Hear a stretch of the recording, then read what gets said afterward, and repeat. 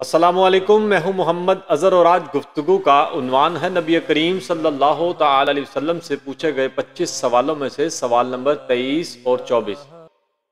پوچھا گیا یا رسول اللہ صلی اللہ علیہ وسلم سب سے بڑی برائی کیا ہے؟ فرمایا بد اخلاقی اور بخل۔ سوال نمبر 24 میں پوچھا گیا کہ یا رسول اللہ صلی اللہ علیہ وسلم سب سے بڑی اچھائی کیا ہے؟ آقا دو جہاں صلی اللہ تعالی علیہ وسلم نے ارشاد فرمایا اچھے اخلاق، تواضع اور صبر۔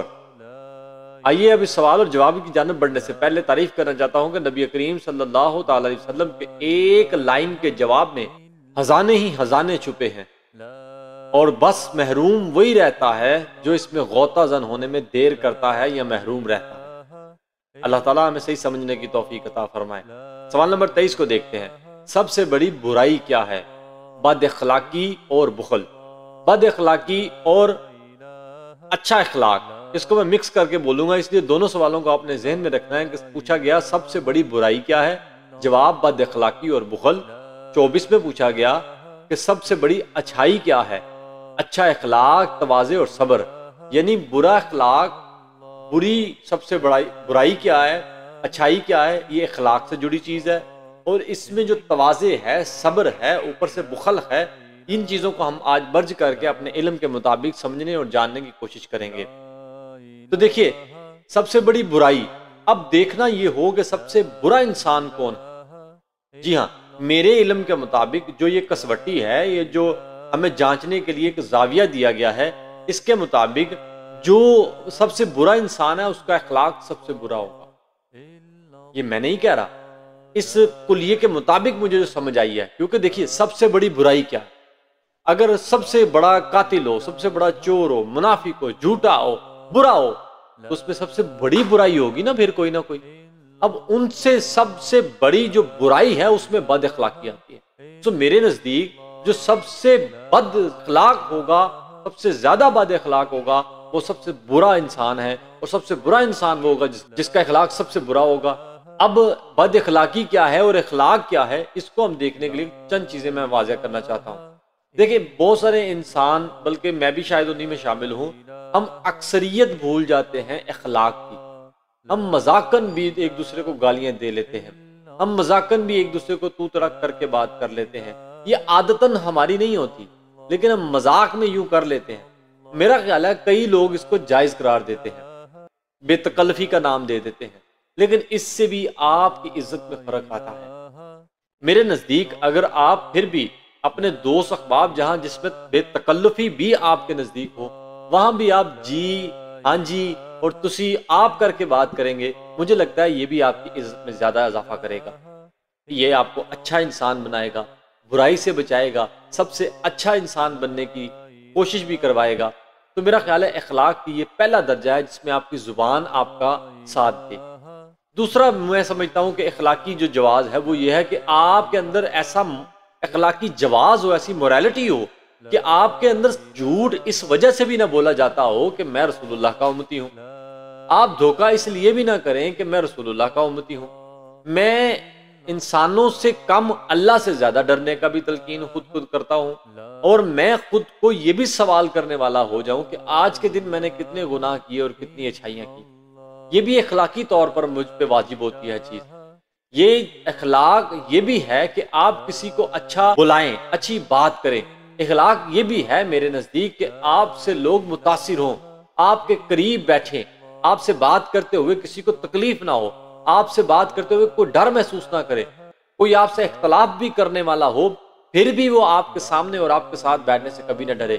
میں سمجھتا ہوں اس میں ایک حدیث ایڈ کرنا چاہوں گا۔ حدیث پاک کا مفہوم ہے سب سے بہترین انسان وہ ہے جس کے ہاتھ اور زبان سے دوسرے مسلمان محفوظ رہیں۔ اب یہ محفوظیت اسی کو ملتی ہے جو انسان اپنے آپ کو ایک دوسرے کے نزدیک رہ کر آرام اور کمفرٹیبل فیل کرتا ہے، وہی اس اخلاق کی وجہ فائدہ لے سکتا ہے۔ میرے نزدیک اخلاقی جواز اسی کا زندہ رہتا ہے جو اپنے اندر چیک اینڈ بیلنس رکھتا ہے، اور چیک اینڈ بیلنس رکھنے والا اکثریت کے ساتھ اپنے گناہوں کو، اپنے آپ کو گناہوں سے بچا لیتا ہے۔ تو میرے نزدیک اخلاقی طور پر ہمیں اچھا اور برا بننے کی بڑی زبردست نبی پاک صلی اللہ علیہ وسلم نے کسوٹی دی ہے۔ اگر ہمارے اخلاق برے ہیں ہماری زبان ہمارے قابو میں نہیں ہے، ہمارا اخلاق ایسا یعنی موریلٹی ہماری ایسی ہے کہ ہم برائی کو برائی نہیں سمجھتے، اچھائی کو اچھائی نہیں سمجھتے، بس اپنا فائدہ، اپنی اوقات، اپنی زبان اور اپنا موڈ دیکھتے ہیں، تو میرا خیال ہے ہمیں سوچنا ہوگا کہ ہم بہت اچھے نہیں ہیں، شاید ہم بہت برے ہوں، اور اگر یہ سب کچھ ہے تو پھر آپ بہت اچھے انسان ہیں، اچھائی آپ کے اندر ہے۔ اللہ تعالیٰ ہم سب کو اچھا بننے کی توفیق دے۔ اب ایک نظر بخل، تواضع اور صبر پر بھی ڈالتے چلتے ہیں۔ بخل عام طور پر اس کا اگر لفظی معنی کیا جائے تو یہ حسد کے معنی میں بھی آتا ہے، کنجوسی کے معنی میں بھی آتا ہے۔ تو میرے نزدیک کنجوسی اور حسد یہ بہت ساری چیزیں مکس کر دیتی ہیں۔ دیکھیں، اگر آپ کے دل میں وسعت ہو کسی کے لیے تو یقیناً آپ حسد نہیں کریں گے، اگر آپ کے دل میں کنجوسی ہو کسی کے لیے تو آپ حسد کریں گے، اگر آپ کا دل کسی سے نفرت نہیں کرتا تو آپ یقیناً کسی کے خلاف بات نہیں کریں گے، اگر آپ نفرت نہیں کرتے، بخل نہیں رکھتے، نفرت دل میں نہیں رکھتے، حسد دل میں نہیں رکھتے، تو یقیناً آپ کا دل وسعت والا ہوگا، تواضع والا ہوگا، آنے والوں کے لیے، بیٹھنے والوں کے لیے، قریب رہنے والوں کے لیے، دور جانے والوں کے لیے، دوستی کے لیے، رشتہ داروں کے لیے آپ کا دل باغ باغ ہوگا، اور جو باغ باغ دل رکھتے ہیں وہی اپنی تواضع میں کامیاب رہتے ہیں۔ تواضع عام طور پر اگر لفظی معنی کرو تو ایک دوسرے کی عزت کرنا، ایک دوسرے کو بہتر کھانا کھلانا، کسی کے اچھی بات کر دینا، مشورہ دے دینا، یہ تواضع کہلاتا ہے۔ کسی کو عزت بخشنا یہ بھی تواضع کہلاتا ہے۔ لیکن میں سمجھتا ہوں کہ یہاں جب بات ہو رہی ہے تو اخلاقی طور پر بات ہو رہی ہے نا، تو آپ کا سارا فوکس آپ کی زبان اور آپ کے اخلاق پر ہونا چاہیے کہ آپ کسی کو کتنی عزت دے رہے ہیں، کتنی محبت سے عزت دے رہے ہیں۔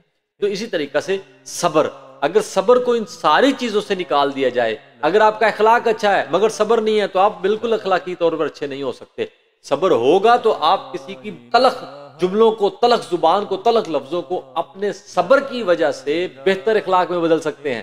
اگر صبر نہیں ہوگا تو یہی بد اخلاقی آپ کے اندر چھائی جائے گی، یا سامنے والے کی بات آپ کو اتنا بد اخلاق کر دے گی کہ پھر رہ رب کا نا۔ یہ ہوتا ہے، ایسا دیکھا ہے، بہت اچھے انسان دیکھے ہیں، مجھ جیسی داڑیاں ہیں، میں سمجھتا ہوں شاید وہ مجھ جیسے ہی ہوتے ہیں، اللہ ہم سب کو معاف فرمائے۔